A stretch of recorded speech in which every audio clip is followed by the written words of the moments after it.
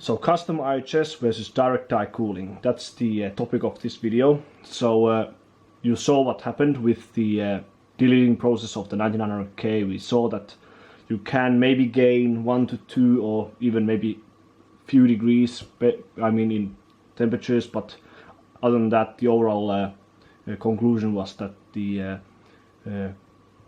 possible gain is very minimal with just the by just delidding the CPU and using the stock IHS with liquid metal. So, and if you use normal thermal paste, the temperature results would be worse.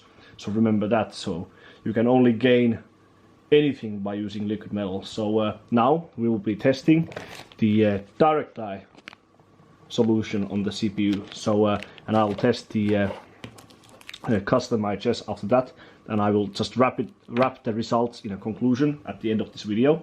So the way the direct die cooling works is that we have to remove the stock Intel clamping mechanism at the CPU socket, and we'll use this own like direct die frame that came with the shipment. So this will replace the stock clamping or the socket mechanism, as the overall like you want to hold the CPU down to the socket quite tight. So when you clamp the socket mechanism down, it will put quite a lot of force to the CPU pins. So if you just place a CPU like this with the IHS over here without any force, it will not turn on. So you will just get OO debug at the debug LED, because in order to function the CPU needs quite a bit of force at the pins. So this should do it. So this will put some force when you force it down with the screws. So they, of course, here are the installation guides what you get with the OC direct die frame from Rockitcool. So I will link the direct die frame as well as the custom IHS down in the description below, so you can order them if you are interested. So we will use this included Torx key to remove the original socket frame. So we'll remove the screws just like this. Oops. And it came with 3 included screws to use the direct die frame. So we will not be using the same screws for the for that. And now someone of you noted in my, at the comments of my delidding video, that I should remove the glue from the PCB, at least for custom IHS. So that is technically true. So I'll note that for that testing part. But I think that overall you don't have to remove it. At least for direct die, I don't see any reason to do it, or we will see soon. So if it touches the frame, so if it harms the overall mounting, then we have to remove it. But overall I generally don't like to remove it, as it's so easy to clamp the CPUs down with it on. So now we can see that the original mounting mechanism is gone. The small backplate is still there behind the motherboard. So now we will take the included direct die frame and put it on top of the CPU, align it with the holes, just like that. So I'm not fully sure if the glue on the PCB touches the OC frame or the direct die frame. So if that is so, then yes, we have to remove it, but I'll just test like this first.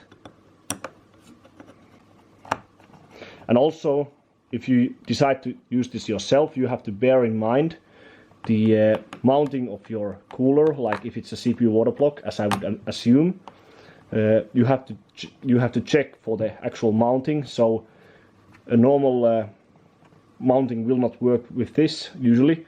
I think I have to use the mounting of my LM2 pot to mount my water block on this direct die CPU, because the threads on my water block mounting aren't like long. The threaded part is too short, so it's not really meant for a direct die CPU like this. There is a separate direct die kit you can purchase for many CPU water blocks. So I think I would have to have one of those. So now we will just get these to the end so it's tight to get the required pressure, which I mentioned at the start. To have enough pressure for the CPU to function. So it looks around like so.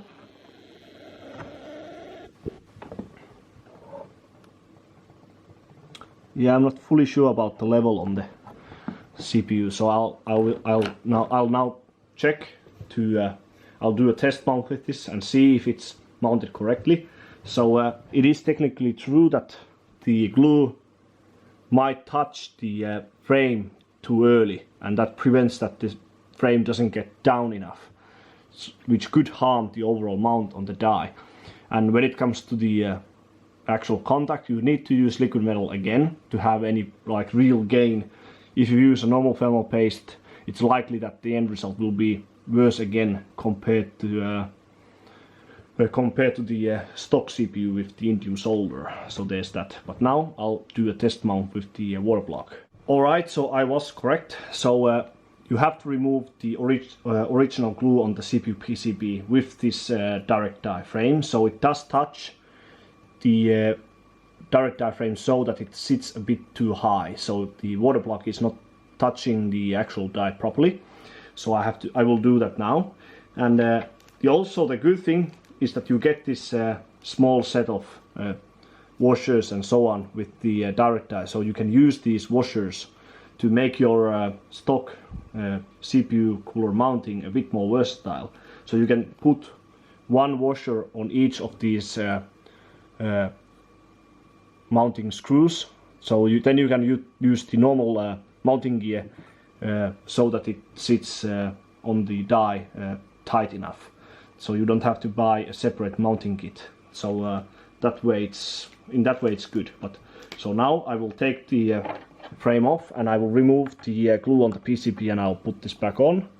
So but it was good to test this. But if you just use, with any delidded CPU, if you just use the original Intel IHS, then you can happily just keep the glue on the PCB. And also it's the good thing about keeping the glue on the PCB is that you can always re-glue the IHS back on very easily. So you could put some, you could put a dot or a very small dot, like a very tiny dot of Loctite glue on each of the corners of the CPU glue. So like one small dot here, one here, one here, one here, and you could put the IHS back on perfectly, like how it was before the actual delidding process. So then no one could tell that it was ever delidded. So in that way it's good. And if you put very tiny dot of Loctite, you can always re-delid the CPU safely and easily. If you put it too much, it's very hard to delid the CPU again without breaking anything. But just wanted to say it. So now I'll remove the glue on the PCB and then we'll continue with this test. Now for removing the glue on the PCB, I would use something soft like this plastic piece over here. So I would not use anything sharp like a knife or a razor blade to remove the actual glue, as the glue is essentially quite soft, so it will get off quite easily in the end. And if you use something sharp like a knife or anything, you can easily damage the CPU PCB, then you might lose some functions on the whole rig, or even kill the CPU in the worst case. So you could lose like a memory channel or PCI Express lanes or anything like that. So you can use some like windshield cleaning alcohol to help remove the glue from the PCB. But other than that, just use something soft like this plastic piece over here and softly go. So once you get it going, it actually gets off quite easily. So it comes off in large pieces like this.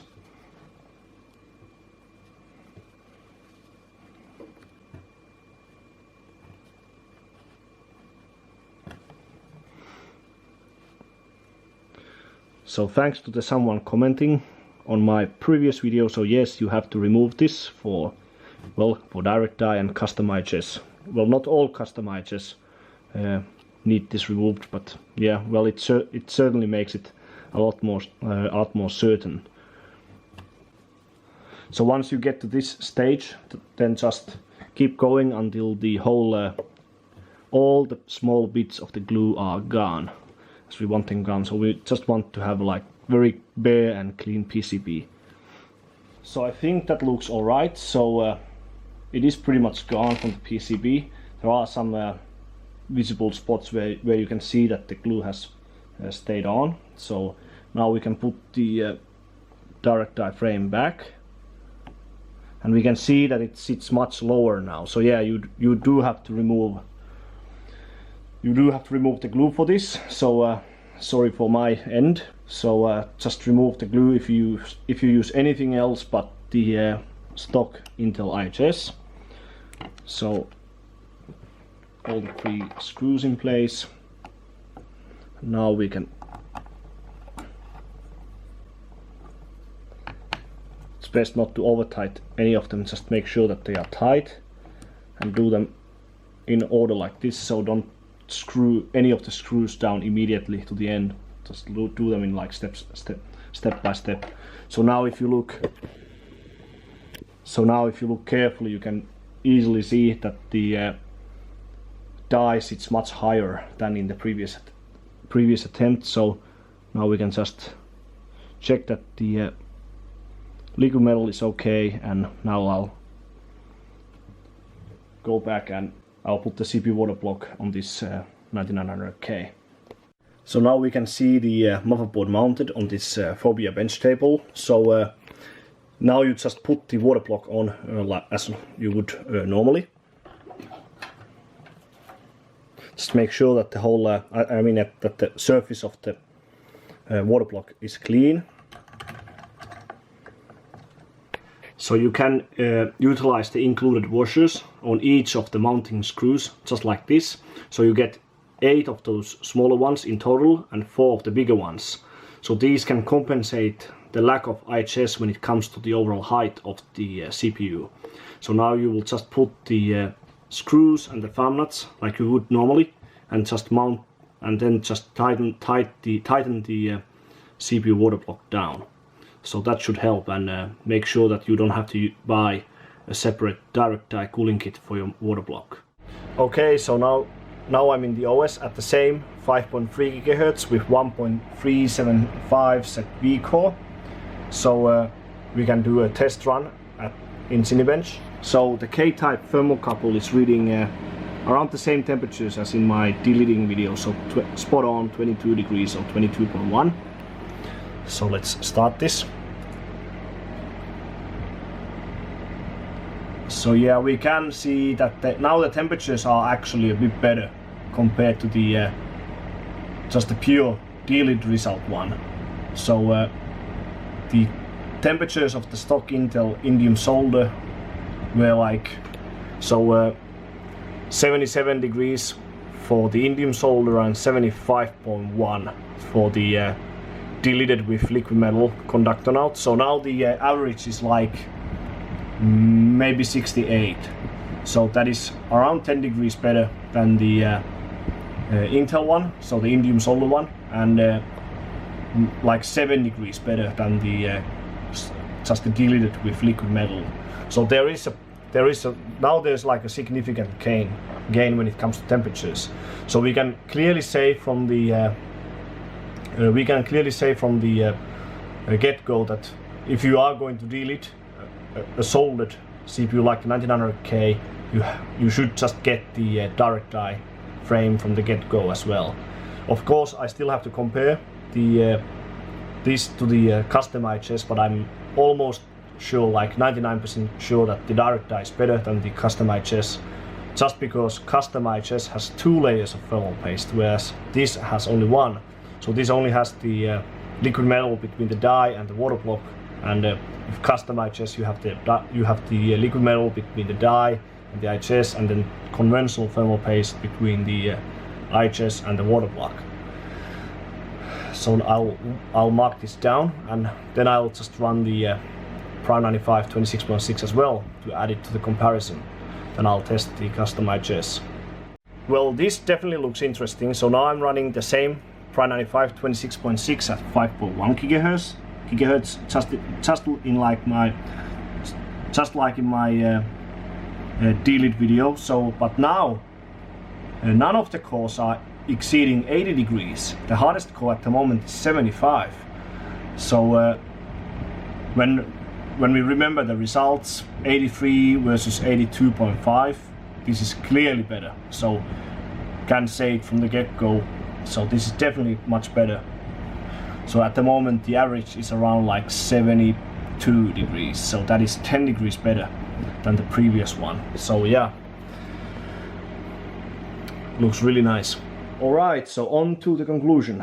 So when looking at the results, so for the direct die, the average value of the core maximums in Cinebench at 5.3, 1.375 was 68.25. So that is clearly a better result from the stock values with the indium solder. So that is close to 9 degrees better result there. When it comes to the, and also when compared to the ambient room temperature, that is 45.95. With the stock it was 55.2. So we are talking about around like 9 to 10 degree improvement for that.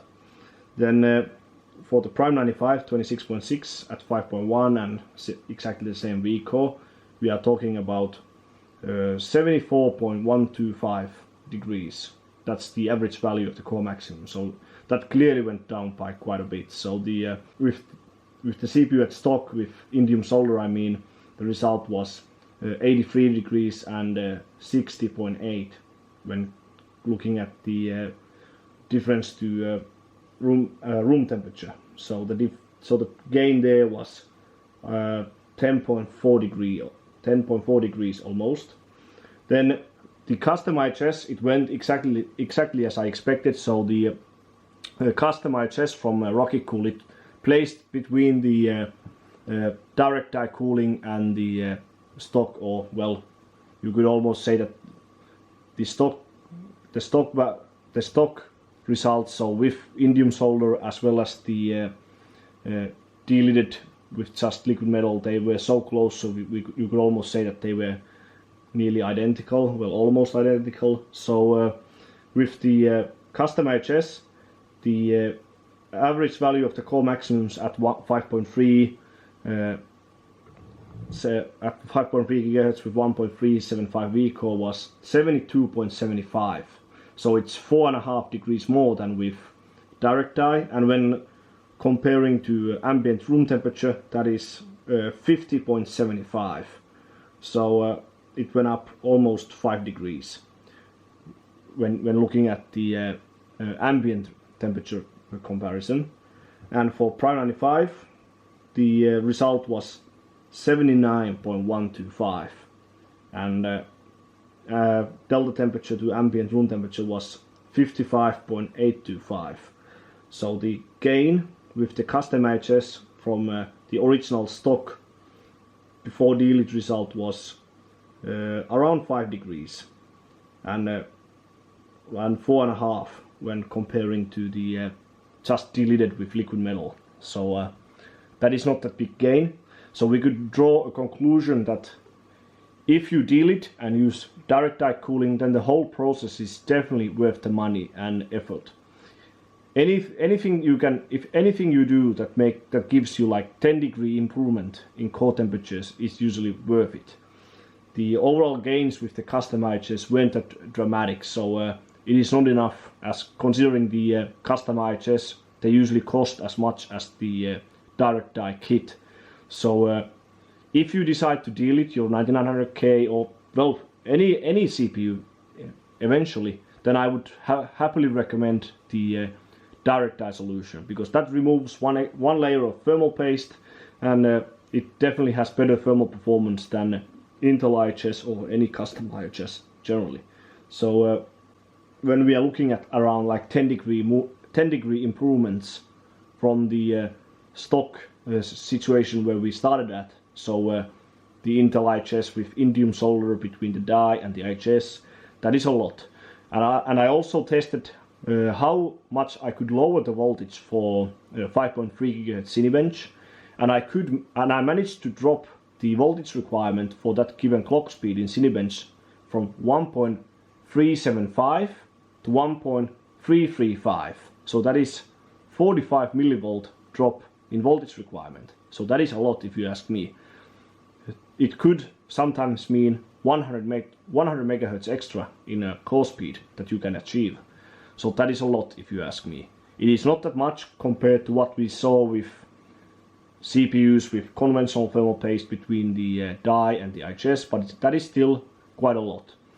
And if I did the die lapping, so if I made the die like more even or more flat with, I mean by lapping it, and then obviously the die would become more thinner as well, then I could probably shave extra, maybe like 5 degrees more from the temperature results. So that you can still achieve quite a lot of temperature improvement by doing all this. So I can happily recommend the Rockitcool Quicksilver as well as the direct die kit if you really want to push your CPU to the best level on air or water cooling. So let's say you are investing a lot in a custom water cooling loop, you are building relatively expensive water loop to cover both CPU and 1 to 2 graphics cards with at least 2 radiators, then you should get this whole thing. So you should buy the Quicksilver plus this direct die kit, as they aren't that much on top of all the water cooling gear that you buy for your rig. Also, if you have an old delidding tool for Ivy Bridge, then you should be able to use that for the CPU as well, so you can save the cost of the delidding tool from that. So keep that in mind. But yeah, so it went different than what I expected when I saw the original results from just delidding the CPU. So I am happy about this. So please like this video, so please give a thumbs up and share this. And if you have any comments or own experience about this whole thing, so if you have tested direct die cooling on any CPU generation, then please leave them down in the comments down below. Also, this should work on LN2 as well, but when it comes to the 9th generation Coffee Lake CPUs, I don't see it worth it, because again, the indium solder is really good, although I could give it a try with some CPU, but I don't really want to waste a really good CPU for this, because if the end result becomes much worse, then it's a loss in that regard. With this CPU I cannot do it, at least on this board, because I cannot reach the maximum pot temperatures with this CPU. There's some issues regarding the sub voltages or something, but I cannot get this CPU to full pot, so I cannot try it with this one. But I still think that it is not worth it. Of course, now I could try it with conventional thermal paste and compare that to the indium solder result. So then that could tell me something about, could it be possible to gain with from delidding and going direct die with LN2 pot as well, but I think it's not worth it. And there's always the cracking thing, what indium solder does not have. But I just wanted to point this out. I might try it maybe with some CPU that I might have, but I'm not wasting the best possible CPU for the test. I don't want to lose the maximum clock speeds that I'm risking with that project. So, but anyways, so if you like to see this comparison, if this really helped you to make your purchase decisions, then please like and share, as I said, and subscribe to my channel, as I really want to make these videos for you guys, so you know what to buy and what you should be choosing. And thanks for watching, and I'll see you next time.